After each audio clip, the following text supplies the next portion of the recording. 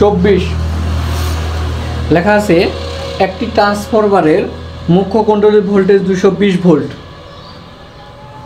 মুখ্য গৌণ কুণ্ডলীর পাক সংখ্যার অনুপাত 3:7 এবং মোট পাক সংখ্যা 700টি। মুখ্য কুণ্ডলীতে 5 এম্পিয়ার তড়িৎ প্রবাহ দেওয়া হলো। গ নাম্বার প্রশ্ন, গৌণ কুণ্ডলীর ভোল্টেজ নির্ণয় করো। গৌণ কুণ্ডলীর ভোল্টেজ, তাহলে একটা সূত্র আছে, সূত্রটা হচ্ছে তোমার যেহেতু এখানে মুখ্য কুণ্ডলীর ভোল্টেজ, এই মুখ্য কুণ্ডলীর ভোল্টেজকে, ভোল্টেজ মানে ভি, যেহেতু মুখ্য মানে প্রিন্সিপাল, তাহলে ভি, তার মানে ভিভির মান দেওয়া আছে। আচ্ছা, মুখ্য ও গৌণ কুণ্ডলীর পাক সংখ্যার অনুপাত, পাক সংখ্যাকে আমরা এন দ্বারা প্রকাশ করি, তাহলে মুখ্য মানে এন পি আর গৌণ মানে হচ্ছে এন এস। তাহলে এই মুখ্য এবং গৌণ কুণ্ডলীর পাক সংখ্যা মানে হচ্ছে এটা হচ্ছে এনপি আর এটা হচ্ছে এনএস, এবং মোট পাক সংখ্যা 700টি, এটা হচ্ছে মোট পাক সংখ্যা 700। এবার বলছি কি মুখ্য কুণ্ডলীতে তড়িৎ প্রবাহ 5 এম্পিয়ার দেওয়া হলো। গ নাম্বার প্রশ্ন হচ্ছে গৌণ কুণ্ডলীর ভোল্টেজ কত। তাহলে গ নাম্বার অঙ্কটা যখন করব, মানে গৌণ কুণ্ডলীর ভোল্টেজ মানে ভি, যেহেতু গৌণ কুণ্ডলী ইংরেজি হচ্ছে সেকেন্ডারি, তাহলে ভিএস ইকুয়াল টু হোয়াট, বুঝতে পারছি। আচ্ছা, তারপর মুখ্য কুণ্ডলীর ভোল্টেজ, মুখ্য মানে ভোল্টেজ মানে ভি, মুখ্য কুণ্ডলী মানে পি, ভিপি ইকুয়াল টু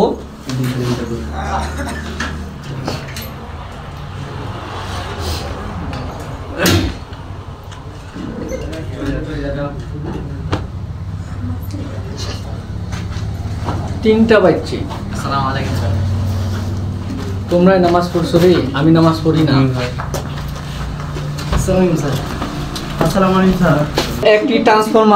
একটা ট্রান্সফরমারের ইনফরমেশন উপরে দেওয়া আছে। একটি ট্রান্সফরমারের মুখ্য কুণ্ডলীর ভোল্টেজ 220 ভোল্ট, তারপর লেখা আছে মুখ্য ও গৌণ কুণ্ডলীর পাক সংখ্যার অনুপাত 3:7 এবং মোট পাক সংখ্যা 700টি। মুখ্য কুণ্ডলীতে 5 এম্পিয়ার তড়িৎ প্রবাহ দেওয়া হলো। প্রশ্ন হচ্ছে গ নাম্বার, গৌণ কুণ্ডলীর ভোল্টেজ নির্ণয় করো প্রশ্ন। তো এখানে আমি প্রশ্নটা তুলে দিছি, একটা ট্রান্সফরমারের মুখ্য কুণ্ডলীর ভোল্টেজ হচ্ছে 220 ভোল্ট, তো ভোল্টেজ এই জন্য আমরা ভি দ্বারা প্রকাশ করব, যেহেতু মুখ্য কুণ্ডলী, মুখ্যর ইংরেজি হচ্ছে প্রিন্সিপাল, সো ভিপির মান দেওয়া আছে 220। মুখ্য ও গৌণ কুণ্ডলীর পাক সংখ্যাকে আমরা এন দ্বারা প্রকাশ করব, এন। তো মুখ্যর ইংরেজি বললাম প্রিন্সিপাল মানে পি, এই জন্য এনপি, আর গৌণর ইংরেজি হচ্ছে সেকেন্ডারি, যেহেতু গৌণ কুণ্ডলীর পাক সংখ্যা তাহলে এনএস, তাহলে এইটা বলবো এনপি, প্রথম কার্ডটা এনপি, পরের কার্ডটা এনএস। তারপর বলছে এবং মোট পাক সংখ্যা মানে এই দুইটা 3:7 মিলে এনে হচ্ছে, এই দুইটা মিলে এনে হচ্ছে 200, এই 700টা। এবার এখানে তাহলে 700 হলে এনপি কত হবে আবার এনএস কত হবে, এটা বোঝা যায় কিভাবে। 700টার মধ্যে মুখ্য হবে এনপি হবে টোটাল 700 ইন্টু এই টোটাল হচ্ছে 10, এই 10 উপরে কত 3, এটা হবে মুখ্য কুণ্ডলীর পাক সংখ্যা। আবার যদি গৌণ কুণ্ডলীর পাক সংখ্যা হিসাব করেন তাহলে 700 ইন্টু 10/7, বুঝতে পারেননি। আমরা যদি এই হিসাব করি, ধরো আমি তোমাকে দিলাম 200 টাকা, টোটাল 200 টাকা দিছি, দুইজন কাকে 200 টাকা দিলাম, বাট বললাম টাকার অনুপাতটা এইভাবে দিছি, একজন কাক দিছি 3 অংশ 200 টাকা, আবার একজন কাক দিলাম 1 অংশ।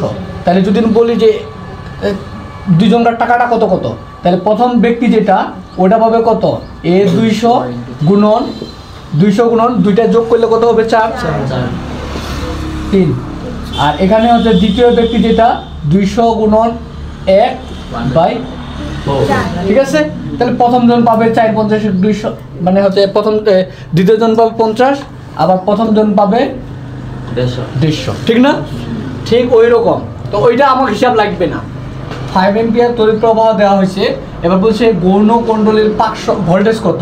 এখান থেকে হিসাব করলাম যে গৌণ কুণ্ডলীর ভোল্টেজ মানে ভি, আর গৌণ কুণ্ডলী যেহেতু মানে ভিএস ইকুয়াল টু হোয়াট, আবার ভিপি কত দেওয়া আছে 220 ভোল্ট, ঠিক আছে। আচ্ছা, এবার দেখো মুখ্য ও গৌণ কুণ্ডলীর পাক সংখ্যার অনুপাত, তার মানে NP is to NS equal to কত 3:7, 3:7, বুঝছেন? এবার আমরা জানি সূত্র কি, এটা মনে রাখার নিয়ম হচ্ছে VP/VS equal NP by NS। তারপর এর সাথে যদি করেন তড়িৎ প্রবাহটা IL/IP, এটা মনে রাখার একটা নিয়ম। এখান থেকে তোমার যেটা প্রয়োজন হবে, যে সূত্রটা প্রয়োজন হবে ওই সূত্র দিয়ে করবেন। এখন আমি এটা দিয়ে করলাম, এখন অন্যভাবে করা যাইতো কিন্তু অঙ্কটা।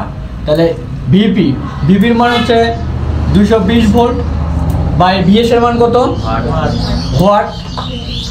NP আর NS এর অনুপাতটা হচ্ছে 3:7, তাহলে এটা 3/7, বুঝা গেছে? তাহলে এখান থেকে এটা 220 এর সাথে 220 গুণ করব, আবার তাহলে 3VS ইকুয়াল টু এটা 1540, অতএব VS ইকুয়াল টু 513.33। এটা হচ্ছে ভোল্ট, এটা হচ্ছে গৌণকুণ্ডলীর ভোল্টেজ, মানে ক নাম্বার অঙ্ক শেষ। এইটুকুই জাস্ট, খালি ক্লু ছিল ওই এখানে NP/NS এটা অনুপাত।